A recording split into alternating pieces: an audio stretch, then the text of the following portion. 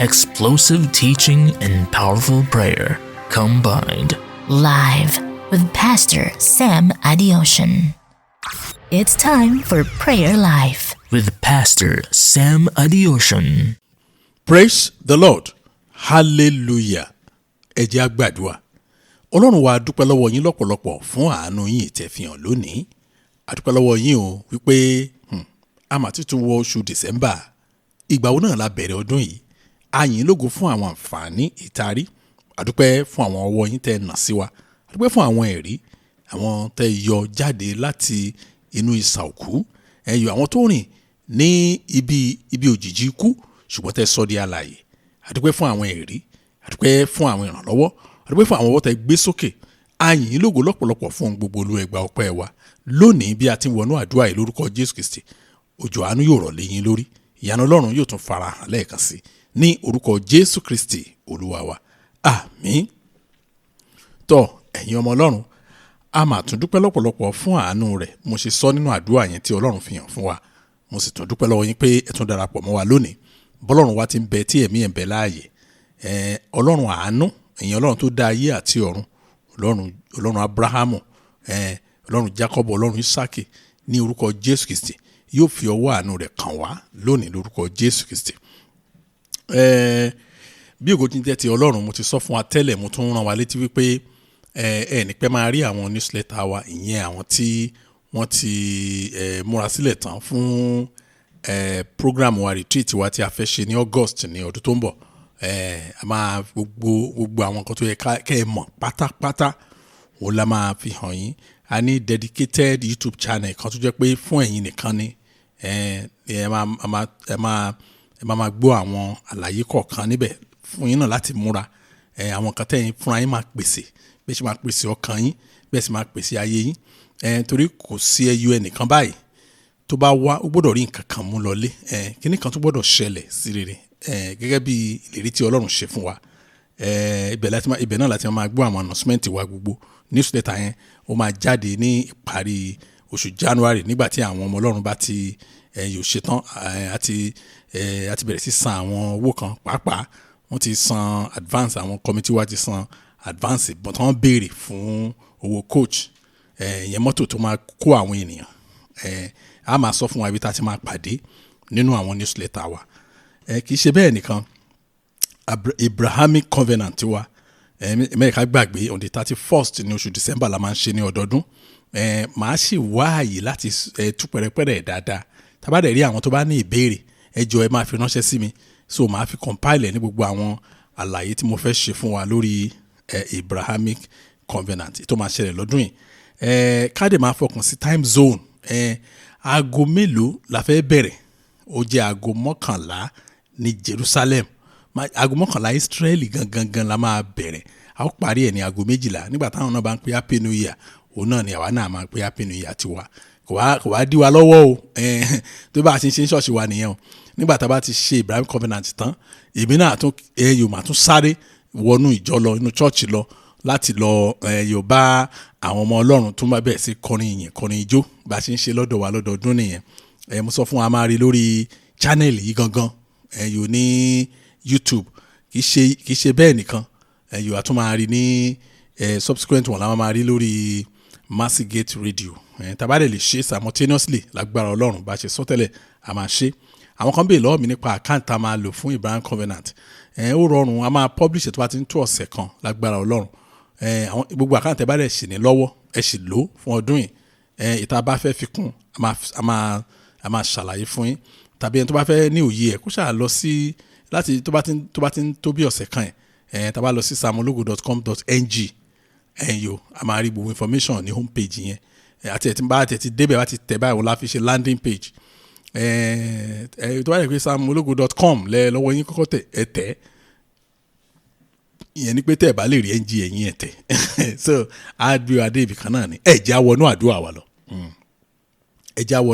wa lọ. Avoidable battles.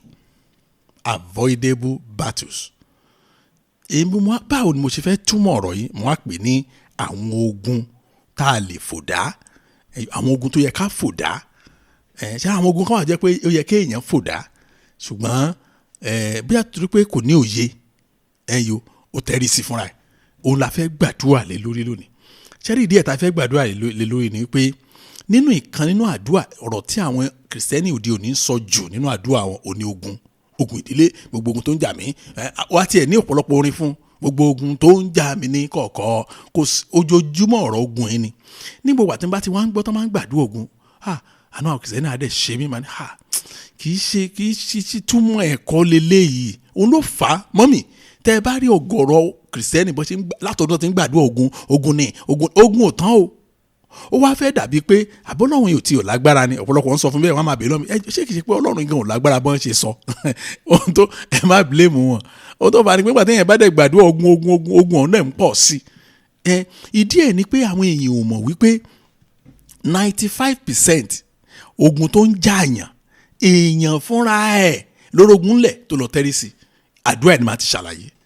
bẹ́ẹ̀ ni mo sọ fún wa máa sọ fáwọn èèyàn mo ní àìní òye ọ̀rọ̀ ọlọ́run ni òun lè fi rí tí gbogbo ẹ̀ dàrú lónìí tó wá dàbí pé àwọn èèyàn dédé ló wá ń darí àwọn èèyàn gidi láyé tàwa kò sẹ́ni tọ́lọ̀ tí ẹ̀ fẹ́ bá sọ̀rọ̀ tán pàápàá aláyé ayé social media yìí ẹ lọ sí YouTube kẹwàá àwọn oníwàásù oríṣiríṣi lẹ́ẹ̀ máa rí ẹ lọ Instagram kò sí ètẹ́ ẹ̀ ní rí bẹ̀ tán ẹlòmíà kan tẹ̀tún dé àtúngbé báyìí àtúnponú ẹ̀ pọ̀ ọlọ́ngàn tó lọ rẹ̀ gan-an pé àìgbégbá ọmọ sọ báyìí nígbà tó bá túmọ̀ báìbù tán. ṣẹ́rí mo fẹ́ kí kinní kan yé wa wípé tí a bá fẹ́ bọ́ nínú ogun òye ló yẹ ká ní kì í ṣe àdúrà ẹ gbà mú sọ fún yín ó dáa mo máa ń sọ fáwọn èèyàn pé òye ọlọ́run ó máa ń mú kí bíi 70% ìṣòro ayé yẹn kókó tán ná tẹ́yìn bá ní òye ọ̀rọ̀ ọlọ́run bẹ́ẹ̀ ni mo sọ fún yín ó dà ẹ rí lónìí pé ọ̀pọ̀lọpọ̀ ogun tí ẹ rí tí ọ̀pọ̀lọpọ̀ tọrùn bọ̀ they are all avoidable battles àwọn ogun tó ṣe é fò dá ni ṣe ló yẹ kán fò dá kò yẹ kán fẹsẹ̀ wọ kò yẹ kán fara kó kò yẹ kán forí kó irọ́ o ṣùgbọ́n mo sọ fún wa téèyàn bá ti lóye òye yẹn gan la fẹ́ ní lónìí nínú àdúrà ẹ̀yọ̀ ibi tá a ti kọ́kọ́ bẹ̀rẹ̀ àdúrà yìí òun ló pọ̀ jù nínú ogun tó yẹ kéèyàn fòdá ṣùgbọ́n tí ò fòdá yẹn ni pé kí èèyàn ran ìrànlọ́wọ́ fún àwọn tó wà lábẹ́ ẹ̀gún ẹgbẹ́ má jẹ́ ń tàn yín a kì í ran ẹni tó wà lábẹ́ ẹ̀gún lọ́wọ́ tí a bá dánwò ẹ̀gún ajá yàn láì sí pé bóyá ọ̀rọ̀ pé bàbá mi pásítọ̀ ni ọ̀rọ̀ pé mo bá ń sọ̀rọ̀ ọmọ pásítọ̀ ni mi kò rán bẹ́ẹ̀ ni mo ń sọ fún yín ẹ wo bá a bá tiẹ̀ mọ ọ̀rọ̀ ìtàn ẹnikẹ́ni ó yẹ ká mọ̀ tán Káínì nígbà tó lọ́run gbé gẹ́gùn ẹ̀rí ipa mi ẹ̀ka kíní kan sí wa nínú Bíbélì Genesis chapter 4 verse 11 and verse 12 Genesis chapter 4 ẹ̀gbọ́n àti Bíbélì sọ oh my God ọlọ́run ló ń fi ìbínú gẹ́gùn fún Káínì níbí yìí ó ní láti ìsinsìnyí lọ ìwọ ti wà lábẹ́ ẹ̀gàn mi ì fẹ́ rí ẹni tí ọlọ́run sọ bẹ́ẹ̀ sí direct bẹ́ẹ̀ yẹn nu Bíbélì tó sọ tó yẹn ẹ̀rí Júdásì gan tó fi Jésù hàn gan wọn ò sọ gbòà sí bẹ́ẹ̀ yẹn ọlọ́run láti ìsinsìnyí lọ ìwọ ti wà lábẹ́ ẹ̀gàn oh God a sì ti lé ọ lórí ilẹ̀ tí ó ya ẹnu gba ẹ̀jẹ̀ arákùnrin rẹ lọ́wọ́ rẹ ṣẹ́rí ìyẹn gan ibi tí mo lọ gan ní verse 12 yẹn ọlọ́run wá tẹ̀síwájú ní ó ní bí ìwọ bá ro ilẹ̀ kì yóò fi agbára rẹ̀ so èso fún ọ mọ́ ìwọ yóò sì jẹ́ ìsáǹsá àti alárìnkiri ní orí ilẹ̀ ayé ẹ wá imagine kẹ́nìkan wá lóun fẹ́ ran ẹni tí ọlọ́run ti gbé gẹ́gùn wípé bó bá ro ilẹ̀ ò ní fagbára so èso fún mọ́ imagine kárí ẹni tó lóun fẹ́ bá rú ẹni bẹ́ẹ̀ ṣe business partner ṣẹ̀gbẹ́ ni ẹ ti ó ti rárí wọnú ẹ̀gún lọ nìyẹn òun gan ti wọnú ogun àwọn máa gbàdúrà gbogbo ogun tí ó yẹ kíṣẹ́ mi tẹ̀síwájú tí ó yẹ kíṣẹ́ mi lọ ó ti align that is why máa sọ fún àwọn kìrìsìtẹ́nì pé kì í ṣègbà tá a bá dáwọ́lé nǹkan tó bá dàrú ló yẹ ká máa gbàdúrà ká tó dáwọ́lé rárá ló yẹ ká ti béèrè lọ́wọ́ Ọlọ́run pé ibo lọ̀nà wà sá sọ́nà wà ń bì kẹ́rì irú ẹni bẹ́ẹ̀ tàbá ẹni tó ní family tó bá pé ó ní family tán kówó fún ọgbọ́n ẹ̀ nísàlẹ̀ ọ̀nà ń kówó sí láǹkà máa rún owó yẹn dànù ni ẹ wọ ẹja sọ fún Ọlọ́run torí ó ṣe pàtàkì ká ní òye àdúrà ó dẹ̀ ṣe pàtàkì ká máa tẹnu mọ́. Jésù Olúwa, ẹ jẹ́ kí àánú yín sọ̀rọ̀ kí n má bàa wọnú ogun ológun lọ. Ibi tá a máa kọ́ bẹ̀rẹ̀ ní ẹ rí i pé a fẹ́ bẹ̀rẹ̀ níbi tó ga. Mi ì fẹ́ mú láti ibi kékeré lónìí. Oh Lord, let your mercy speak so I will not enter into another man's battle. Ọ̀pọ̀lọpọ̀ àwọn ènìyàn àánú Ọlọ́run ò sọ̀rọ̀ fún wọn. Wọ́n ti rárí wọ̀ tán. Wọ́n ní iṣẹ́ ìdẹ́ ẹ̀dá o. Mọ́mí ẹ̀yin náà bèè lọ́wọ́ ara yín. Okòwò tán ní táwọn kan sọ pé òun ló dáa jù láyé lọ́run pé ó dẹ̀ make owó. Ok, wọ́n wá introduce yín sí ẹ wá ní ó dáa ìgbà tí ẹ ní òye Ọlọ́run láti béèrè náà. Àní ìyá kinní kan ó dàbí pé ẹ̀yin lẹ máa lọ jẹ ẹ mọ́wọ́ ẹ̀ dáadáa ẹ jọ̀ọ́ ẹ mú mi lọ ẹ ti fi ayé ẹni ẹkún ti yín ẹ kàn rí pé ẹ kàn kọjá dé ó kàn dúró sílẹ̀ rẹpẹtẹ kò move. Àdúrà tí ò necessary ẹlẹ́màá gbà. Ẹ sọ fún Ọlọ́run Jésù Olúwa, ẹ jẹ́ kí àánú yín sọ̀rọ̀ kí n má bàa wọnú ogun ológun lọ. Nígbà tí ẹ bá fẹ́ gbègbèsẹ̀ tí àánú Ọlọ́run bá sọ̀rọ̀ kí ní ká ṣẹlẹ̀ kò ní ṣeé ṣe kí ẹ má bàa bá wọn wọnú ogun ológun lọ.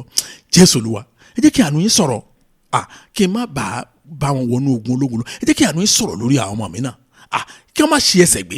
Ẹ̀wọ̀ ẹja gbàdúrà bẹ́ẹ̀ ní orúkọ Jésù ní orúkọ Jésù. Ọlọ́run ayérayé mo gbàdúrà ẹ jẹ́ kí àánú yín sọ̀rọ̀ kí n má bàa wọnú ogun ológun lọ. Ẹ jẹ́ kí àánú yín sọ̀rọ̀ ká ọmọ mi má bàa wọnú ogun ológun lọ. Ẹ jẹ́ kí àánú yín sọ̀rọ̀ kí ìdílé mi má wọnú ogun ológun lọ. Àánú yín ló lè gbà wá o. Nígbà tá a bá fẹ́ gbé ìgbésẹ̀ láti wọnú ogun ẹ jẹ́ kí ìmọ́lẹ̀ tàn lórúkọ Jésù. Àánú yín jó sọ̀rọ̀ lákòókò náà gan. Ẹ jẹ́ kí àánú yín sọ̀rọ̀ ní sáà yẹn gan. Ẹ jẹ́ kí àánú yín sọ̀rọ̀. Olúwa ẹ ṣàánú fún wa, Olúwa ẹ ṣàánú fún wa, Olúwa ẹ ṣàánú fún wa ní orúkọ Jésù Kristi. Olúwa ẹ ṣàánú fún wa. Gbọ́ àdúrà Jésù Kristi Olúwa wa. Ṣé rí àdúrà tí mo pè ó yé mi dáadáa o. Máa sọ kí nìkan fáwọn Kristẹni pé practical prayer òun lèmi máa ń gbà. Mi kì í bá wọn gba pé wọn kàn pé àdúrà kan tó vague kò ní yé èèyàn. Gbogbo tó ń jà mí Olúwa bíbo ló ti ń já kí lórúkọ ogun ọ̀hún.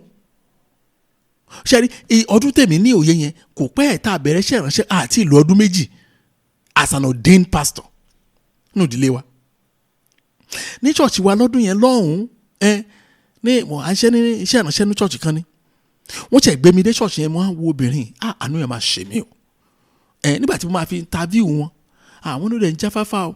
Mo pe ẹnìkan mo ní madam ṣọ́ọ̀ṣì ẹ̀jọ́ ìwọ̀n wọ́n lè tún wá bí tipẹ́ ogun yẹn pọ̀ kí ló ogun ẹ̀ wọ́n ní ọkọ ẹ̀ ti kú ọkọ ẹ̀ wá kó ọmọ 4 kò lè láyà. Obìnrin yẹn á ṣiṣẹ́ ọmọ kan ló lè tọ́ pẹ̀lú ìrànlọ́wọ́ gbogbo èèyàn kò lè tọ́ ọmọ 2 wọ́n ṣàjẹun tó bá ṣọ́ọ̀ṣì báyìí máa wo aṣọ tó wọ̀ sọ́rùn ṣé ẹ tí irú ẹ̀ rí kéèyàn rí ọmọ làkejì ẹ̀ kó máa yin Ọlọ́run Olúwa máa ṣe o èmi tí mo ní kò sí nǹkan kan. So mo á pinnu pé obìnrin inú ṣọ́ọ̀ṣì a máa mú obìnrin a máa dá padà sórí ẹsẹ̀ méjèèjì. Mo pinnu yẹn pé a máa ṣe o. Ṣùgbọ́n torí pé èmi náà wà ní ẹni tó pinnu gan olówó tó máa fi tó máa mi ìlú tó máa gbélẹ̀ mo á ní yẹ kí n fọ̀rọ̀ obìnrin sínú àdúrà gbèsè gbàdúrà Jésù pèsè. Bíbélì ní àmàdúrà gbà òótọ́ mà ní Jésù pèsè. Ọ̀nà tó bá fẹ́ gbà kí ìdílé mi ràn obìnrin lọ́wọ́ ẹ là á sílẹ̀ ẹ là. Ṣé ìgbà tá a gbàdúrà dé sáà kan ẹ̀mí Ọlọ́run ó béèrè ìbéèrè kan lọ́wọ́ mi pé ta ló rán mi iṣẹ́ ta ló rán mi iṣẹ́ kẹ̀. Gbogbo ohun Sátánì ẹ̀pà lọ́lọ́ ẹ̀pà mo láṣẹ ìbẹ̀rẹ̀ ní àṣẹ ìbẹ̀rẹ̀ kò yé wa òye wa pé ìgbà kan wà téèyàn bá jẹ́ ọmọdé nù gbàgbọ́ kò ní understand ohun Ọlọ́run bẹ́ẹ̀ tó dáwọn ọ̀rọ̀ kan wà tó máa rú lójú. Gbàtẹ́ mi ẹ̀ sọ pé ta ló rán mi ẹ̀ mo á change iye mi sọ díẹ̀ pé Olúwa kí ló ṣẹlẹ̀ ni wọ́n sọ pé obìnrin yẹn kò ní ìdí ìrànlọ́wọ́ anybody ohun tóbìnrin yẹn ní ìdí ni kó bẹ̀bẹ̀ kó tọrọ fún ìdáríjì fún ohun tó ṣe.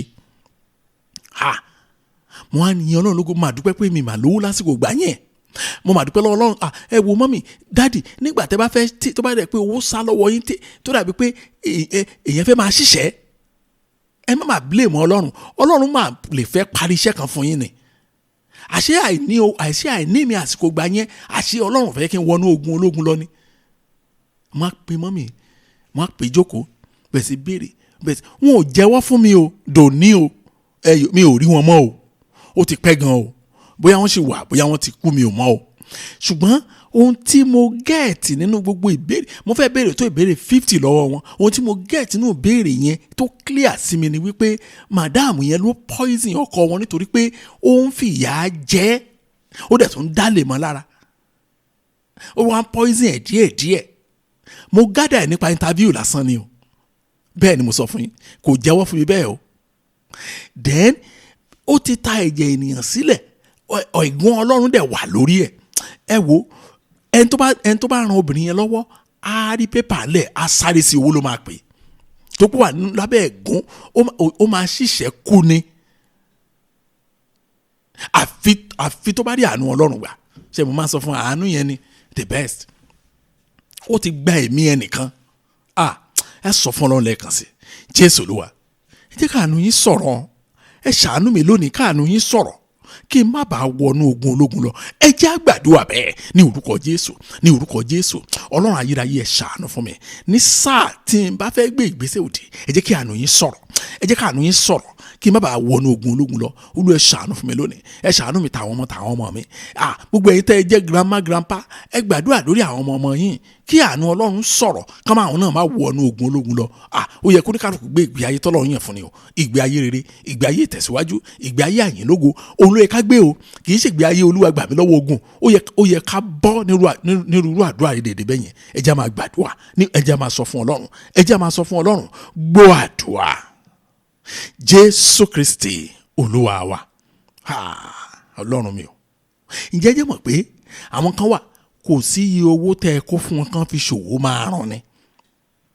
Mo sọ̀rọ̀ mi ìfẹ́ dárúkọ arábìnrin kan tí mo mọ̀ rárá, mi ìfẹ́ dárúkọ. Ọkọ wọn sọ fún mi báyìí pé mo jẹ́ mọ̀ pé ẹlẹ́ẹ̀karùn-ún rèé táwọn kó owó rọ̀gùnrọ̀gùn fún ìyàwó wọn kó fi ṣe business tó kàn ń run dànù. Wọ́n á ní ogun ajáde àpò nìyẹn sá. Wọ́n ní ẹ̀mú ní bẹ́ẹ̀ ni pé bí ìgbà tí èèyàn kíìpù owó sínú àpò tó ti já, àpò aṣọ náà lèèyàn dẹ̀ fẹ́ wọ̀ travel, owó yẹn máa yọ dànù. Mo ní òun ni mo rántí lọ́dún yẹn lọ́wọ́, mo ní that is why tí ẹ̀gún Káínì máa fi ń bà mí lẹ́rù. Ẹ̀gbọ́n kan tí Bíbélì sọ ní verse 12 yẹn ni, lẹ́tà kàlẹ́ kan yẹn, ìyẹn Genesis chapter 4 ní verse 12 yẹn, ó ní bí ìwọ bá ro ilẹ̀ kì yóò fi agbára rẹ̀ so èso rẹ̀ fún ọ mọ́. Ìyẹn pé ó tún dayé àtúnwá, tí a bá ti gbọ́ fún ọ mọ́ kò ní ṣẹlẹ̀ mọ́ nìyẹn, ó tún dayé mi. Ayé mi o, mo gbàdúrà fún yín lórúkọ Jésù Kristi, ẹ ní ṣiṣẹ́ sínú ajáde àpò lórúkọ Jésù Kristi. Ó wá ní ìwọ yóò jẹ́ ìsáǹsá àti alára. Ìyẹn ni pé irú ẹni bẹ́ẹ̀ kò ní dúró lórí iṣẹ́ kan, á máa pa kí ló ń ṣe máa yìí, kí ló ń ṣe wúmà yìí. Làwọn tó mọ̀ náà máa sọ kò ní capacity láti dúró lórí iṣẹ́ kan. A ṣe díẹ̀, a kúrò, a ṣe lè díẹ̀, torí pé ẹ̀gún ajáde àpò ni àwọn sign tẹ́ máa rí nìyẹn. Kò sí nǹkan tó dáwọ́lé tẹ́gbẹ́ ẹ̀ bá mẹ́kì 1000, agídí máa fi mẹ́kì 10 naira. Àwọn ẹgbẹ́ dẹ̀ mẹ́kì 1000 ṣeréṣeré. Òun á dẹ̀ gbàdúrà lọ sórí òkè tí kò tó lè rí 10 naira. Kì í ṣe bẹ́ẹ̀ nìkan, kò ní lè ní base. Ọlọ́run mi o, ṣe ogun yìí òun náà wà avoidable. Ogun téèyàn lè fò dání easily ṣùgbọ́n téèyàn ò bá mọ̀ tó bá lọ fa irú ẹni bẹ́ẹ̀ mọ́ra, a ní máa bọ̀ wá máa gbélé mi àbálà. Ó dàbí àwọn fámìlì yẹn ní Amẹ́ríkà ni wọ́n wà sórí yẹn fún mi. Wọ́n ní ọ̀rẹ́ wọn yẹn tipẹ́tipẹ́ ní ọlọ́dẹ bá wọn ṣe ló bá travel wá, òun ló kọ́ dé káwọn fámìlì ẹ̀ tó wá káwọn ní ojú ló rojú ṣàánú. Mo ní ojú burúkú ló rojú burúkú, irú òwe burúkú nìyẹn, ṣé òwe gidi lẹ́rù bóyá ọ̀rọ̀ yẹn jẹ́ ni, ojú wo ló rojú ṣàánú. Ó ní ẹ máa bọ̀ ń lé mi, mo ní tẹ bá fẹ́ ṣàánú ẹ ṣe wá owó díẹ̀ fún pé kó ọ̀kẹ́ rẹ́ǹtì ilé kẹ́ni kó máa lọ bẹ̀ kó lè san sílẹ̀ náà gbà sí ló tán o. Gbà tó máa tó 4 months ìgbé ayé ìdílé yẹn ti nira. Àwọn tó jẹ́ pé wọ́n mọ iye tán rí tẹ́lẹ̀, ó wá di pé wọ́n struggle kan tó san mọ́gẹ́jì wọn, ó wá di pé government àwọn báǹkì fẹ́ gba ilé padà kan tó sọjí kan tó tají. Oh God, a sọ fún Ọlọ́run, a sọ Jésù Olúwa, ẹ má jẹ́ kí n lọ́wọ́ sí ìrànlọ́wọ́ tí ó sọ mí dèrò ẹ̀yìn. Ọlọ́run mi o, oh Lord, don't let me put my hand in assistance that will set me back. There are some assistance that can set us back. Bẹ́ẹ̀ ni mo sọ fún yín. Àwọn ìrànlọ́wọ́ kan jẹ́ pé ó máa dáyàn padà ni. Jésù Olúwa. Ẹ má jẹ́ kí n lọ́wọ́ sí ìrànlọ́wọ́ tí ó sọ mí dèrò ẹ̀yìn. Ẹ má gbà fún mi kí n lọ́wọ́ sí ìrànlọ́wọ́ tí ó sọ mí dèrò ẹ̀yìn. Ẹ jẹ́ á gbàdúrà bẹ́ẹ̀ ní orúkọ Jésù, ní orúkọ Jésù. Ọlọ́run ayérayé mo gbàdúrà. Olúwa o, Olúwa ẹ ṣàánú fún mi lónìí. Olúwa ẹ ràn mí lọ́wọ́. Olúwa ẹ ràn mí lọ́wọ́, ẹ ṣàánú mi. Ẹ má jẹ́ n lọ́wọ́ sí ìrànlọ́wọ́ tí ó sọ mí dèrò ẹ̀yìn. Olúwa ẹ ṣàánú fún mi. Ẹ má jẹ́ n lọ́wọ́ sí ìrànlọ́wọ́ tí ó sọ mí dèrò ẹ̀yìn. Olúwa má jẹ́ n dèrò ẹ̀yìn. Olúwa má jẹ́ n dèrò ẹ̀yìn. Gbogbo ìrànlọ́wọ́ tó lè sọ mí dèrò ẹ̀yìn lórúkọ Jésù ẹ má gbà fún mi. Gbogbo ìrànlọ́wọ́ tó lè sọ mí dèrò ẹ̀yìn lórúkọ Jésù ẹ má gbà fún mi. Gbọ́ àdúrà. Jésù Kristi Olúwa wa. Bẹ́ẹ̀ ni mo sọ lẹ́ẹ̀kan. Bẹ́ẹ̀ ni àìmọye àwọn èèyàn.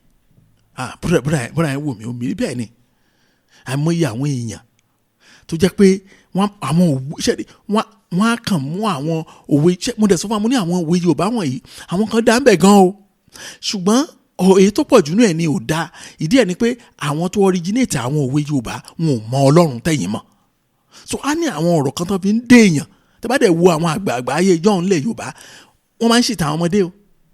Bẹ́ẹ̀ ni mo sọ fún yín ẹ̀yin náà mọ̀ tágbà bá ṣe ọmọdé lábẹ́ àgbà tọmọdé bá ṣe àgbà ọmọdé lábẹ́ àgbà ẹ̀yọ tágbà bá wà láwùjọ tó bá so ọmọdé lákì àgbà bẹ́ẹ̀ tọmọdé bá wà láwùjọ yẹn tó bá so wọ́n lè gbé gẹ́gùn. So oh God mọ́mí ẹ̀yin náà ṣáà mọ̀ àwọn ìyá wa nígbà tí a wà ní kékeré tó bá ti ń jẹ tán kì í sẹ́ran lórí ẹ̀ ṣùgbọ́n tó bá ti ń jẹun lọ wọ́n á fẹ́ yín gé ẹran fún wa mọ́mí ẹ̀ tíráyẹ̀ fẹ́ yín gé ẹran fún àwọn ọmọ ibi àwọn máa jẹ́ bí àwọn sọ fún mi pé irú nọ́sẹ̀nsì wo nìyẹn. Bẹ́ẹ̀ ni mo ń sọ fún yín.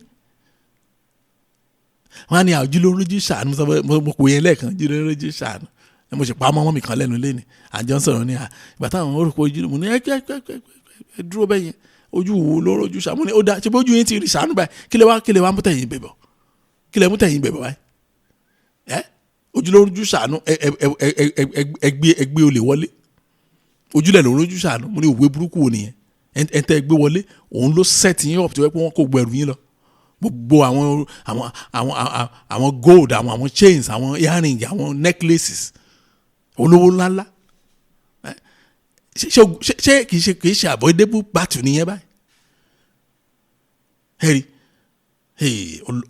Ọlọ́run mo gbàdúrà pé Ọlọ́run á ṣàánú bí ẹ ṣe ń gbọ́rọ̀ mi mo ní Ọlọ́run á ṣàánú fún yín ibi tó yẹ kẹ́ ti ní ìṣíníyè lórúkọ Jésù Kristi Ọlọ́run á ṣí níyè lórúkọ Jésù Kristi.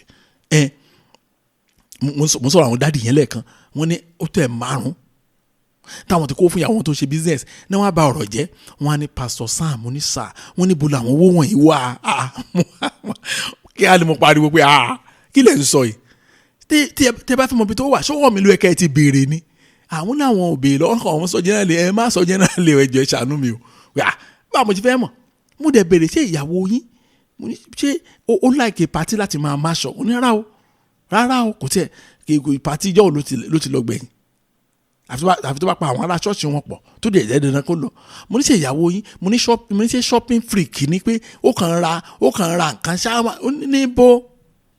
níbo àwọn tó máa bàjẹ́ kan pé kò mára mú ó tọ́ bẹ́ẹ̀ ṣe béèrè yẹn gan ó ṣe yé mi ni ó dẹ̀ máa ń rí bẹ́ẹ̀ mo ní ẹ̀mọ̀kan tó máa sábà fà á bóyá ẹni yẹn tàbí ẹnìkan nínú ìran ẹ̀ wọ́n ti defraud ẹnìkan rí bóyá wọ́n gbowó lọ́wọ́ ẹ̀ bóyá wọ́n gbẹ́sẹ̀ lé dúkìá onídúkìá bóyá àwọn kan báwọn yẹn ó máa ń sábà fà á tírú ẹ̀gún bẹ́ẹ̀ fi máa ń jàyàn ẹ̀rí a sọ fún Ọlọ́run Olúwa ẹ ṣí mi níyè lákòókò kí ìrànlọ́wọ́ mi tó sọ mí dèrò ẹ̀yìn bá ṣe máa yí àdúrà ẹ̀ padà nìyẹn kọ́lọ́run kó ṣí wa níyè lákòókò kó ṣí wa níyè on time. Oh Lord, hint me on time before my helping set me backward. Kí ìrànlọ́wọ́ mi kó tó sọ mí dèrò ẹ̀yìn ẹ̀yọ kọ́lọ́run tètè máa sí wa nígbẹ́rẹ́ ìpàkọ́ pé máa lọ bẹ̀ ó dàbí ọ̀rọ̀ tí mo sọ fún wa lẹ́ẹ̀kan yẹn a ṣe bẹ̀rẹ̀ iṣẹ́ ìránṣẹ́ ni bóyá ní tó nǹkan tá a tó lónìí mo ti dìtàmì ìpa nígbà yẹn pé màdámù a dẹ̀ máa ràn lọ́wọ́ a máa pa àwọn ọmọ ọlọ́mọ àwọn àṣírọ́ ni àdúpẹ́ fún àánú Ọlọ́run ló kó wa lọ́dún yẹn lọ́run Jésù Olúwa ẹ ṣí mi níyè lákòókò kí ìrànlọ́wọ́ mi tó sọ mí dèrò ẹ̀yìn. Ẹ jẹ́ á gbàdúrà bẹ́ẹ̀ ní orúkọ Jésù, ní orúkọ Jésù. Ọlọ́run ayérayé mo gbàdúrà, Olúwa ṣí mi níyè lákòókò kí ìrànlọ́wọ́ mi tó sọ mí dèrò ẹ̀yìn. Olúwa ṣí mi níyè, Olúwa ṣí mi níyè, Olúwa ṣí mi níyè, ẹ ṣí mi níyè lákòókò kí ìrànlọ́wọ́ mi tó sọ mí dèrò ẹ̀yìn. Olúwa ṣàánú fún mi ní orúkọ Jésù. Olúwa ṣàánú fún mi, Olúwa ṣàánú fún mi, Olúwa ṣàánú fún mi. Olúwa ṣí mi níyè lákòókò kí ìrànlọ́wọ́ mi kó tó sọ mí dèrò ẹ̀yìn. Olúwa ṣàánú fún mi lónìí. Gbọ́ àdúrà. Jésù Kristi Olúwa wa. Ṣé rí ara àwọn avoidable battles, ìyẹn àwọn ogun tá a lè fò dáwọn yìí, òun ni ogun tá a tan níjà tó wà, ogun tá a tan yẹn jà. Ẹ pé ẹni ò mọ̀ pé òun fẹ́ lọ jagun kó mọ̀. Wọ́n ti tàn débẹ̀ tán, wọ́n á ṣe kó bọ́lé lọ́wọ́, wọ́n kó bọ́lé lọ́wọ́ ẹ̀ tí ì ṣe sójà. Ẹ rí, máa sọ kí nìkan fáwọn èèyàn dáadáa. Mo ní máa ń sọ dáadáa, mo ní màá níbẹ̀ ṣe ń wò mí, mi kí bá yẹn ṣe à ń kó ìwà o.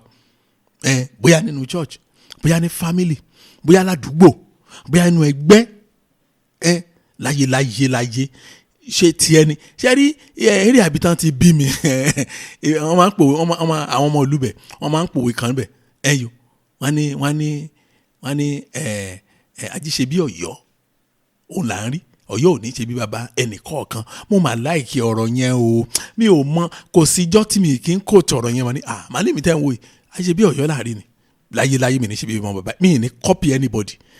Èmi àwa ṣà ń kó ìwọ níwà irọ́ o. Ìdí ẹ̀ ni pé mi ní fẹ́ kán tàn mí lọ jagun tí mi ò mọ̀. Òótọ́ ni. Ẹ jẹ́ kí n fi àpẹẹrẹ ṣọ́ọ̀ṣì ṣe example. Ṣe ní bá kò sí ṣọ́ọ̀ṣì tí mo wà rí láyé láti kékeré mi ni, ní bá náà méjì tó ń jà, I will never take side. Irọ́ o, kò ní ṣe ṣe. Àwọn méjì ò lè parí ìjà kan dárúkọ mi pé nǹkan báyìí ni mo sọ nígbà táwọn ń jà, àfi tán bá kúrò wọn mi lókun, kò possible. Tí bá dẹ̀ sọ, màá lè sọ lópin lè fún àwọn méjèèjì lójú wọn. Ìdí ẹ̀ ni pé tí n bá ti ní agbára láti bá wọn settle ẹ̀, màá rọra withdraw. Màmá wọn ni kò ṣeé ṣe. Torí pé mi ní jẹ́ kán tàn mí lọ jagun ológun ni. Òótọ́ ni. Bóyá mi ráàyè lóyún láti ṣàlàyé ẹ̀ dáadáa. Mi nígbà kò ṣẹlẹ̀ rí. Ìdí ẹ̀ ni pé ẹ̀tàn yẹn ó ní àwọn ìka ènìyàn máa lò fún àwọn tí ò ní wọ́n máa ń pè ní àwọn weak mind, àwọn tó ní weak mind tí ọkàn wọn ò jiná, ọkàn wọn ò jiná tán, so wọn ò kí ń ronú lẹ́ẹ̀mejì. Tí wọ́n bá sọ fún wọn ní tí wọ́n bá ń sọ bá ti ń sọ jù máa kàn máa wò pé kí ni why do you need to agree with me 100%? Ask me questions, hard ones, tough ones. After pé àjọ on the same page lókù, tí wọ́n bá jọ on the same page, mo ń sòótọ́ fún wa. Má ṣe o, ẹlòmíà ni ẹ̀hún respect mi lẹ̀ ṣe fẹ́ béèrè question lọ bá ṣe respect kan yẹn tàn ń tàn mí nìyẹn náà. Èrò tí nǹkan bá yí ẹ̀ wá náwó sókè ni wà á dẹ̀ béèrè a máa ń sọ dáadáa. Proverbs chapter 1 verse 10 ẹ̀gbọ́n kan tó sọ ni, ó ní ọmọ mi bí àwọn ẹlẹ́ṣẹ̀ bá ń tàn ọ́, má ṣe gbà fún wọn, má ṣe consent not, má ṣe gbà, kì í ṣe pé bóyá àwọn àṣẹ pé kó má dàbí pé kò sí kó má dàbí pé ń bẹ because ní tó bá fi kọ ẹ lọ́rùn ó tán nìyẹn tó ẹlòmíì bá kú. Mo sọ fún yín àwọn avoidable battles gbogbo. Oh God, mo wà nínú church kẹ́ ẹ má bínú kọ́rọ̀ mi lè yé yín kẹ́ ẹ lè mọ ẹ ṣe máa gbàdúrà. Mo sọ fún yín kẹ́ ẹ lè mọ ẹ ṣe máa sátì Ọlọ́run. Ọ̀pọ̀lọpọ̀ kìrìsìtẹ́nì lónìí ọmọ àṣìgbàgbọ́ gbàdúrà gbàkúṣà. Ẹlòmíì ẹ dorí òkè ẹ̀rù abáyín. Ẹlòmíì ti gbàdúrà débi pé aṣọ dẹ̀ ti ń ṣàmọ́ lọ́rùn. Imagine kí ẹ máa gbàdúrà fún 7 days kó máa wẹ̀ kó máa fọnu kó máa ìjọ tí arákùnrin sọ mo ní tá a lẹ́ṣẹ̀ tó le tó bẹ́ẹ̀. Téèyàn bá ṣe Ọlọ́run alààyè gan kò yẹ kó le tó bẹ́ẹ̀. Bàbá mi àgbàlagbà fúnra ẹ̀. Kí èèyàn ṣe àwọn association of àjẹ́ káàkiri àgbáyé ṣé ó yẹ kó le tó bẹ́ẹ̀ ni 7 days wọn ò wẹ̀ wọn ò jẹun wọn ò fọnu. Kí ló dé? Mo wà ní ṣọ́ọ̀ṣì kan èèyàn ọmọ Ọlọ́run, pásítọ̀ yẹn ló invite mi kí n jọ pé ṣọ́ọ̀ṣì wọn ti dàrú ó dàrú kẹ̀ kí ló dé? Ní wọ́n á ṣàlàyé àwọn ọ̀rọ̀ kan fún mi. Mo wá ní pásítọ̀ ẹ ṣe mistake, mo wá fi mistake wọn hàn wọ́n. Wọ́n ló yé wọn ló ṣe yé wọn in a hard way. Mo ló dá ṣé tẹ bá pè pàdé sí àwọn ọmọ ṣọ́ọ̀ṣì yín mo ní ṣé wọ́n máa dá yín lóhùn? Wọ́n ní kí ló dé? àwọn náà máa dáhùn wọ́n ní àwọn gan tiẹ̀ fẹ́ summer meeting tí wọ́n tán ti fẹ́ àwọn ló dá ṣọ́ọ̀ṣì lẹ̀ o èmi yà mí lẹ́nu àwọn ló dá ṣọ́ọ̀ṣì lẹ̀ o wọ́n dẹ̀ ti parí iṣẹ́ wọn pátápátá ó dà wọ́n ṣàwádà ọjọ́ ó wá jẹ́ ní ọ̀sán Sunday kan pàápàá bá ṣe parí ìsìn ó yá ìjà lọ àwa débẹ̀ ẹ̀rí nígbà tí allegation tí wọ́n dẹ̀ sọ wọ́n sọ sílẹ̀ pé pásítọ̀ wọn ó kọ́lé sí village ẹ̀ owó ṣọ́ọ̀ṣì òun ló dẹ̀ bẹ́zù tó fi lọ kọ́lé sí village ẹ̀ pé wọ́n ní tí n bá rí ilé yẹn àwòdámi ẹnu nù ni mo dẹ̀ ti rí fọ́tò ilé yẹn lọ́wọ́ pásítọ̀ ilé pásítọ̀ ọ̀hún kò dáa tó wà fún ilé tèmi ilé tán pè ní àwòdámi ẹnu nù ayé mi ní bàjẹ́ ọlọ́mọ ayé kì í ṣe olórí àwọn yẹn kéèyàn mi ìyọ́ wọn mò ń sọ̀rọ̀ ni o mo á ní ǹjẹ́ pásítọ̀ yín ìjọ kọ́lé mo dẹ̀ dá wọn lóhùn ní bẹ́ẹ̀ ni àwọn kan ní ẹ ṣe sà mọ̀ pé wọ́n ti ròyìn yín pé máa sòótọ́ níbẹ̀ yá ó kọ́lé mo dẹ̀ ti rí ilé ọ̀hún ó mà ṣe o ẹ jẹ́ ká gbàdúrà yìí náà ẹ jẹ́ ká gbàdúrà yìí náà á sọ fún Ọlọ́run Jésù Olúwa ẹ fún mi ní ẹ̀mí ìkíyèsára kí ẹni tó ń ru ẹ̀gún kó má ṣubú lù mí ẹ gbà mí sọ fún yín ẹ gbàdúrà kí Ọlọ́run kó fún yín ní ẹ̀mí ìkíyèsára kẹ́ni tí ó ń ru ẹ̀gún sórí ẹ̀gún tó wà lórí ẹ̀ kó má ṣubú lù yín torí tí ẹni tó ń ru ẹ̀gún bá ṣubú lù yín I'm telling you ẹjọ́ máa pín ni kò sí ẹ gbọ́ ṣé ẹnìkan lè máa ru gàrí lọ báyìí kó wá ṣubú lù yàn mọ́lẹ̀ kí gàrí má dà sí lára yánnayànna tàbí èlùbọ́ ló ń gbé lọ. Oh Lord, give me the spirit of carefulness so the accursed person will not fall on me. Give me the spirit of carefulness so the accursed person will not fall on me. A sọ fún Ọlọ́run Jésù Olúwa ẹ fún mi ní ẹ̀mí ìkíyèsára kí ẹni tó ń ru ẹ̀gún kiri kó má ṣubú lù mí ẹ jẹ́ á gbàdúrà bẹ́ẹ̀ ní orúkọ Jésù Ọlọ́run ayérayé mo gbàdúrà Olúwa fún mi ní ẹ̀mí ìkíyèsára Olúwa fún mi ní ẹ̀mí ìkíyèsára kí ẹni tó ń ru ẹ̀gún kiri kó má ṣubú lù mí Olúwa fún àwọn ọmọ mi ní ẹ̀mí ìkíyèsára ẹni tó ń ru ẹ̀gún kó má ṣubú lù wọ́n Olúwa fún ìdílé mi ẹ fún ní ìdílé mi ẹ fún gbogbo wa pátá ní ẹ̀mí ìkíyèsára kí ẹni tí ń ru ẹ̀gún kiri kó má ṣubú lù ìdílé mi Olúwa ṣàánú fún wa Olúwa fún wa ní ẹ̀mí ìkíyèsára ní sáà tá a nílò ìkíyèsára lórúkọ Jésù Olúwa tàwájí kẹ́ni tó ń ru ẹ̀gún kiri kó má lọ ṣubú lù wá Olúwa ṣàánú fún wa Olúwa ṣàánú fún wa Olúwa ṣàánú fún wa Olúwa ràn wá lọ́wọ́ Olúwa jára ànúgbà Olúwa jára ànúgbà Olúwa jára ànúgbà Olúwa jára ànúgbà gbọ́ àdúrà Jésù Kristi Olúwa wa kí ni ká ṣe ẹ̀lẹ́yìn jẹ́ mẹ́ta yẹn ní ṣọ́ọ̀ṣì wa mo rí mẹ́sẹ̀jì báyìí mo kàn mí rí mo rẹ́rìn àwọn ló máa ṣe o èyí tí mo sọ ẹ má jẹ́ kí n lo apá abẹ yẹn kí n parí sítórì mi yẹn torí àwọn búrẹ́dà yẹn sọ pé wọ́n fi kí àwọn ní sítórì yẹn mo dẹ̀nu yẹn ní sítórì yẹn máa parí ẹ̀ ìyá àwọn máa ṣe o èmi nìkan kọ́ mo mọ sítórì ọ̀hún ẹ̀yin náà sọ fún wọn ìbẹ́ yìí náà mọ̀ ẹ̀yin ọmọ Ọlọ́run mo ní káwọn ọmọ ìjọ yẹn kàn fetí sọ̀rọ̀ ìbéèrè tí mo fẹ́ béèrè dáadáa mo ló táwọn mélòó nínú wọn tí pásítọ̀ yìí tó ti lọ gbàdúrà sí bóyá ilẹ̀ tẹ́ rà tàbí ilé tẹ́ kọ́ tó ti lọ gbàdúrà sí ẹjọ́ nínú chọ́ọ̀chì yẹn àwọn 6 òun ni wọ́n nawọ́ sókè yẹn ni pé tó jẹ́ pé yálà ilẹ̀ lọ́nà pásítọ̀ wọn lọ gbàdúrà sí tàbí ilé tí wọ́n kọ́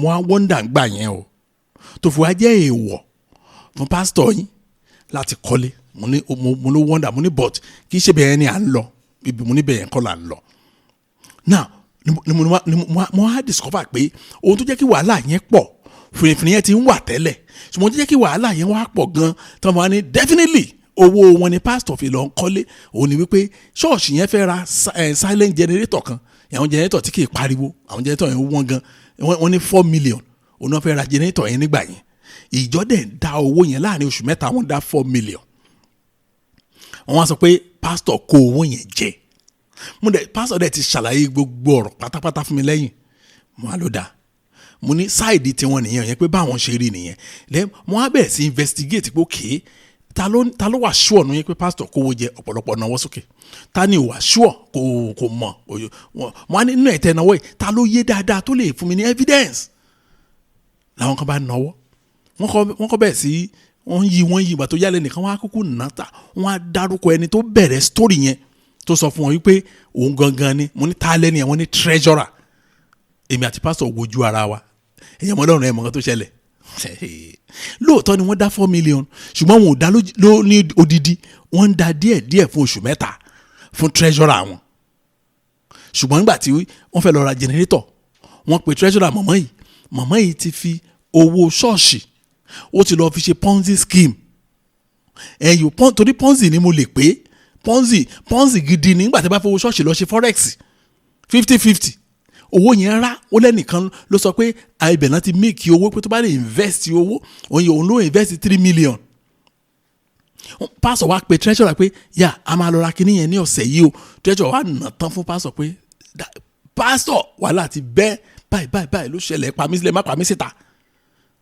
ni pásítọ̀ wa sọ pé obìnrin kò yẹ kó jẹ́wọ́ pé nígbà tí àwọn ṣe bẹ̀rẹ̀ iṣẹ́ ìránṣẹ́ làwọn ti mọ́ra wípé obìnrin yìí òun ló gbalé fún wọn nígbà tó join church wọn nígbà yẹn òun ló ṣébi tẹ́ ń gbé ni room and parlour láíláí ó gba 3 bedroom flat fún wọn lọ́dún yẹn lọ́hùn làwọn náà wà ní ilé ò lè ṣẹlẹ̀ sí ẹ káwọn wá tú àṣírí ẹ̀ wọ́n ní kó máa wọrí àjọ máa plan ni a máa delay pé a máa ra àti ìrètà like ni so òun wá lọ wọ́n ní àwọn lọ sí company kan àwọn lọ gbà wọ́n forúkọ ìjọ gbà generator òun wá fi ilé òun tóun ṣẹ̀ṣẹ̀ kọ́ sí village òun wá fi dúró so àwọn madam yìí tó jẹ́ treasurer àwọn máa sanwó yẹn lóṣooṣù díẹ̀díẹ̀ ètò náà bá rí àwọn náà máa kó lọ bẹ̀ ìyẹn tí wọ́n máa jọ sọ nínú yàrá mà nìyẹn o ṣùgbọ́n màmá treasurer yìí wá rí i pé kò sí bóun ṣe lè rí owó tí jẹ gbèsè míì síta kí náà máa ṣe o jẹ́ kó wá blackmail pastor pé owó ṣọ́ọ̀ṣì ló ń ná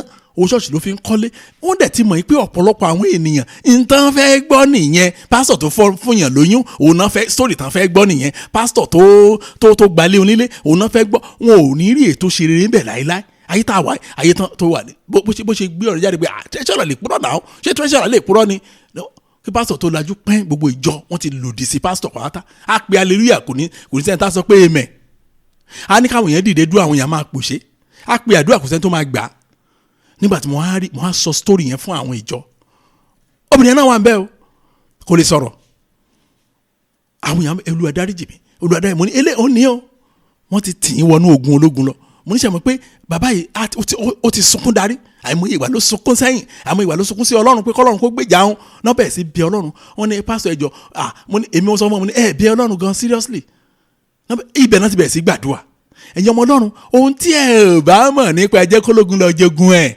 tán bá tì yín sí pẹ́rẹ́ ẹlòmíì ò bọ́nú ẹ̀ ẹ jẹ́ sọ fún Ọlọ́run ẹ̀yin ọmọ Ọlọ́run pé Jésù Olúwa ẹ fún mi ní ẹ̀mí ìkíyèsára kí ẹni tó ń ru ẹ̀gún má ṣubú lù mí ẹ jẹ́ gbàdúrà bẹ́ẹ̀ ní orúkọ Jésù ní orúkọ Jésù Ọlọ́run ayérayé mo gbàdúrà ẹ fún mi ní ẹ̀mí ìkíyèsára ẹ fún mi ní ẹ̀mí ìkíyèsára ẹ fún mi ní ẹ̀mí ìkíyèsára kí ẹni tí ó ń ru ogun kiri kó má ṣubú lù mí ẹ fún ìdílé mi ní ìkíyèsára kí ẹni tó ń ru ogun kiri kó má ṣubú lù ìdílé mi ẹ jọ̀ọ́ ẹ gbàdúrà ẹ jọ̀ọ́ ẹ tẹra mọ́ àdúrà yẹn ẹ jọ̀ọ́ kò yẹ kí ibi ṣẹlẹ̀ tán kẹ́ ẹ tó bẹ̀rẹ̀ sí gbàdúrà bíbélì ní olódodo gbàdúrà ṣáájú ọjọ́ ibi ìsìn ló yẹ kẹ́ ẹ tẹra mọ́ àdúrà yẹn ó yẹ kẹ́ ẹ gbà dénúdénú tọkàntọkàn ó yẹ kẹ́ ẹ gbàdúrà dé ìkórìtà ìdáhùn àdúrà ẹ máa sọ fún Ọlọ́run bẹ́ẹ̀ Olúwa fún mi ní ẹ̀mí ìkíyèsára kí ẹni tí ó ń ru ẹ̀gún kiri kó má ṣubú lù mí ẹ sọ fún Ọlọ́run bẹ́ẹ̀ ẹ sọ ká má bàa tì í wọnú ogun ológun lọ ní wọ́n àtẹ̀yìn báyìí náà ti ń tirú àwọn èèyàn bẹ́ẹ̀ ó yẹ sọ fún Ọlọ́run ẹ̀mí ìkíyèsára kẹ́ni tó ń ru ogun kiri kó má bàa ṣubú lù mí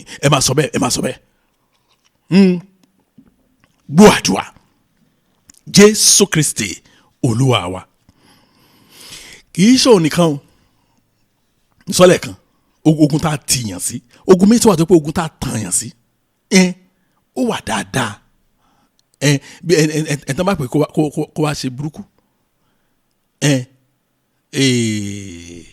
wọ́n ní kó wá dáwọ́ lé nǹkan ibi òun ò dẹ̀ mọ́ nǹkan tó máa tẹ̀yìn ẹ̀ jáde ó rò bóyá òun good cause ló ń pè ara àwọn ogun tó yẹ ká fò dání àwọn ogun tó yẹ ká èèyàn kàn fò bẹ́rì òun èèyàn máa bá ìrìn àjò ayé ẹ lọ èmi àtúndé àtúndé àfò bẹ́rì àtúndé bá ìrìn àjò ayé ẹ lọ kò ní jẹ́ kó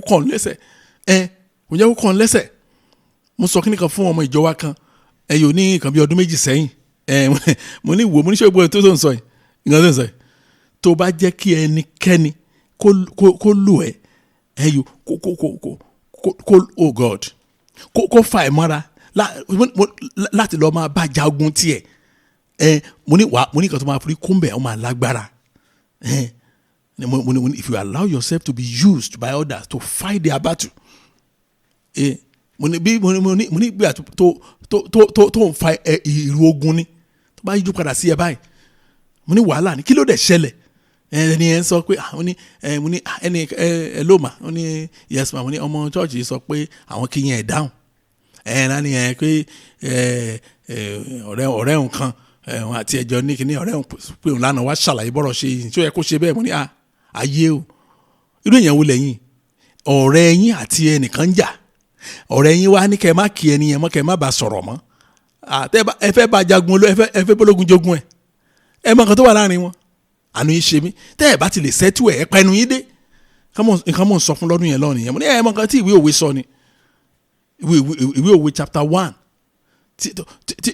tí bàbá ọlọ́gbọ́n yẹn tó ní ọmọ mi tó tẹnu mọ́ ọ̀rọ̀ yẹn ọmọ mi mo nígbà tó dé verse 15 mo ní mọ́mì tẹ́ bá délé ẹ lọ kà láti verse 10 tó bá sọ fún ẹ kó jẹ́ ká ṣe báyìí má má dáhùn jẹ́ ká ṣe báyìí má dáhùn oníkùrìkù ló máa mọ nǹkan tó wà lọ́kàn rẹ oníkùrìkù ló máa mọ nǹkan tó ń rú kiri wọn máa sọ gbogbo story fún ẹ tán mà ní òjò ológun lọ jogun ẹ mọ́mì dádì ẹ jẹ́ kó lógun jogun ẹ kẹ́ ẹ jẹra jára yín sinmi kẹ́ ẹ má bá wọn má ṣe ní verse 15 ó débì kan bàbá yẹn wá sọ fún mi ó ní ọmọ mi ó ní má ṣe bá wọn rìn pọ̀ pa ẹsẹ̀ rẹ mọ́ kúrò ní ojú ọ̀nà wọn ẹ rí ó ní àwọn tó ní kò ṣe má bá wọn rìn pọ̀ má ṣe tiẹ̀ o rìnrìn tiẹ̀ ẹ yo kò jẹ́ kó ní kúkú ẹ̀ sódà kó má di pé bóyá àmì ò mọ̀ ní torí ọ̀rọ̀ yẹn pọ̀ lẹ́nu wa ẹ má jẹ́ àpòrọ̀ tán náà wá jẹ́ àmọ́kúrọ̀ ọ̀rọ̀ yẹn mi ò mọ̀ ní ó ti pọ̀ jù lẹ́nu wa ṣùgbọ́n ogun ò mọ̀ mi ò mọ̀ o ẹni tó ogun bá ká mọ́ òun lógun bá jà mo gbàdúrà lórúkọ Jésù Kristi ẹ ní gbègbè ayé ogun ní orúkọ Jésù Kristi a sọ fún Ọlọ́run Jésù Olúwa nígbà tí ataniṣógun bá dé ọ̀dọ̀ mi ẹ fún mi ní orí ọ̀fẹ́ tó ń kọjálẹ̀ orí ọ̀fẹ́ ni o kí ẹ̀ tó ní no no leave me alone orí ọ̀fẹ́ ni o kí yóò gbìyànjú lórí ọ̀fẹ́ yẹn o ẹlòmíì kò lè sọ no láyé ẹ̀ kò ní sọ no láyé kò ní sọ no ẹ̀rí a ní kinní kan ni ẹ jẹ́ ká gbàdúrà iná mo rántí kinní kan tó ṣẹlẹ̀ ní Dubai ní ọdún kan ni oh Lord when those who will lure me to battle arrive give me the grace to refuse them when those who will lure me to battle arrive give me the grace to refuse them mo rán sọ lẹ́yọ kọ̀ọ̀kan fáwọn tó ń ràn mí lọ́wọ́ láti bá mi kọ́lẹ̀ ni Jésù Olúwa nígbà tí ataniṣógun bá dé ọ̀dọ̀ mi ẹ fún mi ní orí ọ̀fẹ́ tó ń kọjálẹ̀ ẹ jẹ́ àgbàdúrà bẹ́ẹ̀ ní orúkọ Jésù Ọlọ́run ajíráyé Olúwa ẹ ṣàánú fún mi lónìí nígbà tí àwọn ataniṣógun lórúkọ Jésù Kristi tí wọ́n bá dé ọ̀dọ̀ mi fún mi ní orí ọ̀fẹ́ tó ń kọjálẹ̀ orí ọ̀fẹ́ tó ń sọ pé no orí ọ̀fẹ́ tó ń lé wọn dànù orí ọ̀fẹ́ tó ju àlè mọ́ wọn orí ọ̀fẹ́ ńlá téèyàn fi sọ pé òun ò ṣe orúkọ Jésù Olúwa ẹ fún mi lónìí ràn àwọn ọmọ mi lọ́wọ́ náà o nígbà tí àwọn ataniṣógun bá dé ọ̀dọ̀ wọn lórúkọ Jésù Kristi Olúwa ẹ̀mí mi ò ṣe ẹ̀mí má gbà Olúwa jẹ́ kó wọnú mi orí ọ̀fẹ́ ńlá ni Olúwa ẹ fún mi lónìí gbọ́ àdúrà Jésù Kristi Olúwa wa mo gbẹnu ní ọ̀kan lẹ́ẹ̀kan mo fẹ́ sáré ṣàlàyé ẹ̀ tó mo fẹ́ ká gbàdúrà yẹn dáadáa lọ́dún yẹn lọ́ọ̀ni ó jẹ́ àkọ́kọ́ wa pa èmi àtìyàwó mi láyé tá a máa travel kúrò Nàìjíríà lọ orílẹ̀-èdè mi kì í ṣe àkọ́kọ́ nìyẹn tá a máa gun plane o àbá gun plane àlọ Àbújá àlọ Port Harcourt àṣekínì kan ṣùgbọ́n àkúrò Nàìjíríà rí lọ́dún yẹn lọ́hùn àwa fẹ́ gbéra àfi vacation lọ́dún yìí àwọn arákùnrin kan náà àwọn ló lábàáyé mu ní ibo mo ti fẹ́ rówó náà àwọn máa ra tíkẹ́ẹ̀tì ra tíkẹ́ẹ̀tì kí ló wá ṣe wá ń gbà yẹn tá à ní lọ ẹ̀rí àlọ vacation àlọ ọ̀sẹ̀ méjì àti gbogbo ẹ̀ tán àwa dé airport àwa ń bọ̀ padà sí Nàìjíríà èmi kàn bá ìyàwó mi sọ̀rọ̀ ní o lóbìnrin kankan wá ní ó kí mi dáadáa ẹ̀rọ sà kíní kan sọ Yorùbá sí mi ẹ̀rọ máa ló bá ní kí n jọ wípé ń tajà lódì kí náà lẹ̀ báyìí tó dàbí ẹrù wèrè wọ́n ti téèpù ẹ̀ wọ́n ti ti gbogbo ẹ̀ wọ́n ti dì pẹ̀lú téèpù ó ní òun ta perfume ló ń tà so òun máa ń supply àbúrò ní Èkó so kí n gbé ẹrù òun mọ́ ẹrù tèmi mo kàn kúrò lọ mi tiẹ̀ mọ̀ ṣé àwọn ọgbà mi wà tó pé mi kì í mọ ìdáhùn torí ọ̀rọ̀ mi lè lọ lè máa kàn dákẹ́ mo kàn ní kúrò lọ́dọ̀ ẹ̀ mo kàn lọ ní ló bá tún rìn ìwà ṣe méjì ni wọ́n ló bá ní wọn pẹ̀lú máa nǹkan ẹjọ́ ojúlójú ṣàánú kẹ̀kàn ẹrù kékeré rẹ̀ pé ẹrù yín kéré kẹ̀kàn fi mọ́ ẹ sì lè gbé mẹ́rin eléyìí gan ṣùgbọ́n ẹjọ́ kan ní kẹ́ gbé àwọn ẹlòmíì tó bá máa gbé mo ní please bá tún padà wá sí bí ìwà bá mi máa pọlọ́pàá ń bẹ̀yẹn kí ló fa nonsense gbé kó wọn ayé mọ́ lọ́bẹ̀ sí bú mi wọn ò pariwo wọ́n kùn lọ náà ni o ara kan tán sọ náà nìyẹn àwọn àdàlúrú àwọn àbàlújẹ́ wọ́n ṣàkùn lọ wọ́n lọ ẹ wò ẹrù tí wọ́n gbé lẹ̀ yẹn ẹnìkan bá wọn gbé o ṣùgbọ́n airport Èkó la fi lẹ̀ sí ẹ̀yìn onígbà tán kánkọ̀pù sí lọ́wọ́ mi ì mọ̀ kan tó wà nù ẹ̀ o mi ì dẹ̀ béèrè wo mo kàn ń lọ lẹ́lẹ́lẹ́ ní ojú rí àmọ́ bóyá wọ́n rí fọ́tò pé àwọn tó ní ẹni tí ẹrù yẹn gangan ẹnìkan gbà á àmọ́ bóyá wọ́n gbà wọn ò gbà ṣùgbọ́n àtà dẹ́kọ̀ that very load wọ́n fi àkọ́pù sẹ́nìkan lọ́wọ́ nítorí ẹ̀ àwọn atanisógun nìyẹn bóyá wọ́n bọ́ o bóyá wọ́n bribe wọn o bóyá wọ́n filẹ̀ o mi ò mọ̀ o ṣùgbọ́n bí èèyàn ṣe ń wọnú ogun nìyẹn àwọn avoidable ogun dẹ̀ ni torí wọ́n fi lo àwa náà lọ́jọ́ yẹn lọ́hùn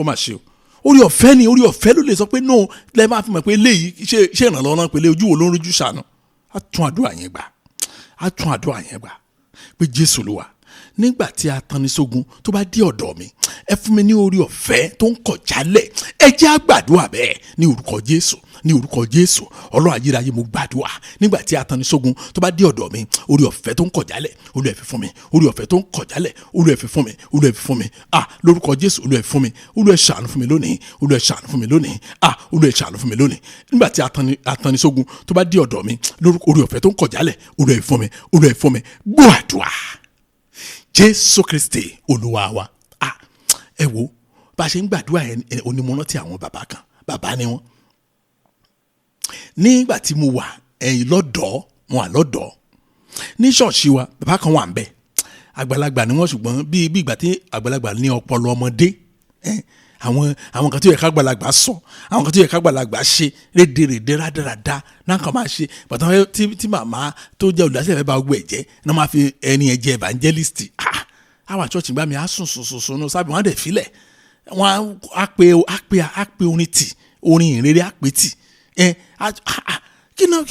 what is this woman doing màmá olùdásílẹ̀ wọ̀ dẹ̀ rí bẹ́ẹ̀ but mo ní àbúrò wọn ni bàbá yẹn bóyá torí ẹ̀ ni ọjọ́ kan agbára mi ò gbé mọ́ mo lọ sọ́dọ̀ màmá mo dẹ̀ kí wọn dára mo ní màmá wọn ní ẹ kọ́sàn ẹni báyìí ẹ kọ́sàn wọn mi ì fẹ́ dárúkọ wọn tó gbé yàrá family wọn bàbá àwọn ọmọ wọn mo ní ẹ kọ́sàn wọn báwọn àgbàlagbà ṣe bí ẹni tí ò lọ́pọlọ what is it màmá wa sọ̀rọ̀ kan wọn ní kí n má sọ bẹ́ẹ̀ kí n máa bá wọn dúpẹ́ lọ́wọ́ Ọlọ́run ní kí n máa bá tí mo mọ́jú ẹ̀ wáyé kí n máa bá yin Ọlọ́run mo ní kí n máa bá yin Ọlọ́run kí ni mo fẹ́ bá yin Ọlọ́run fún màmá kí ló ṣẹlẹ̀ oh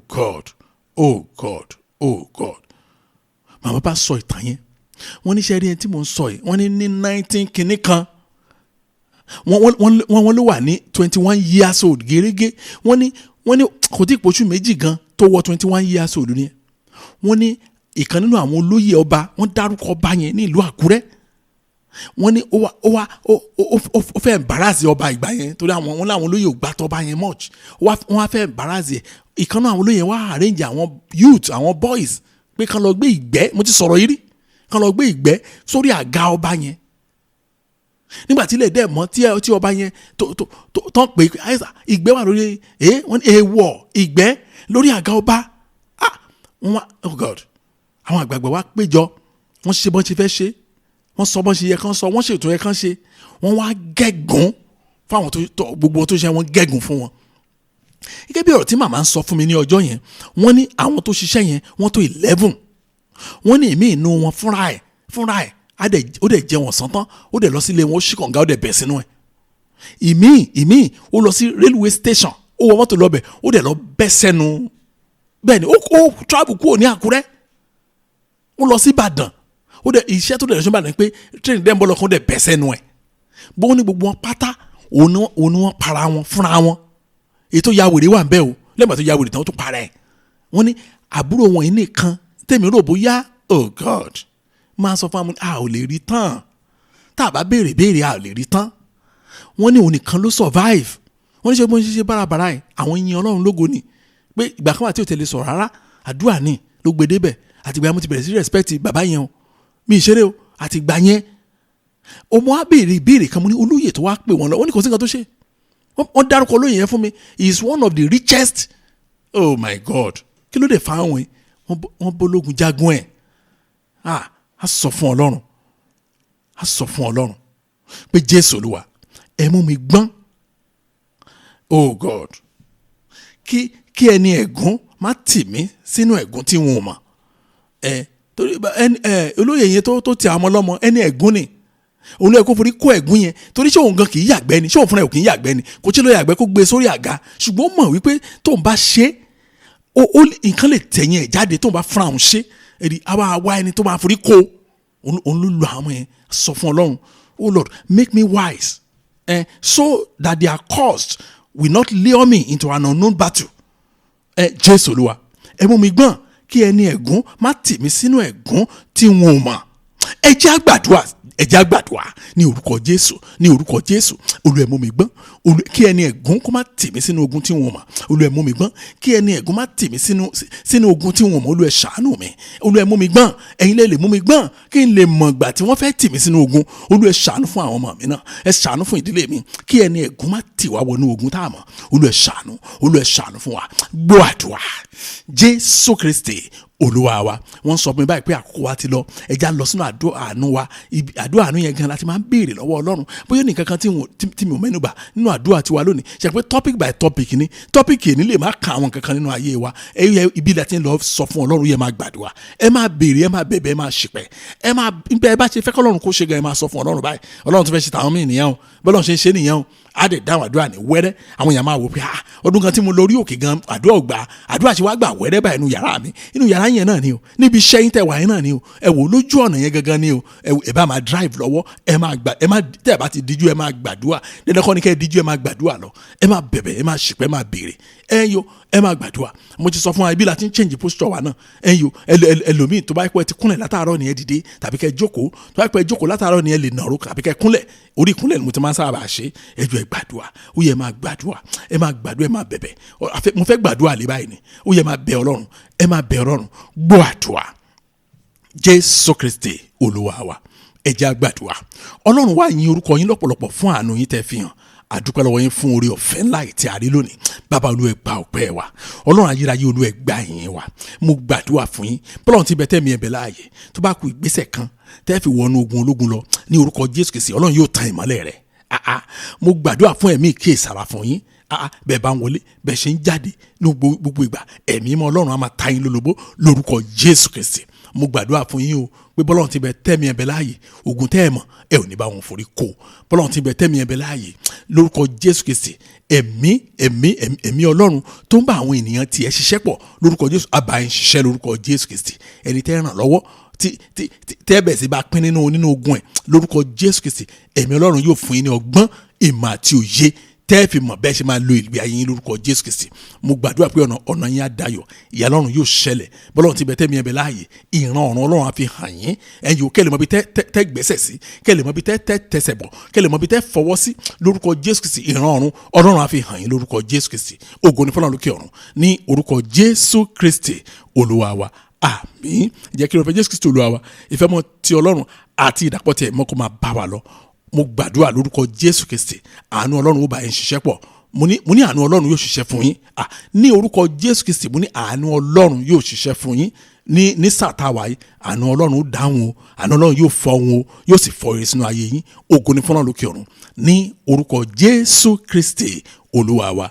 Àmín. Praise the Lord. Hallelujah. Thank you and God bless you.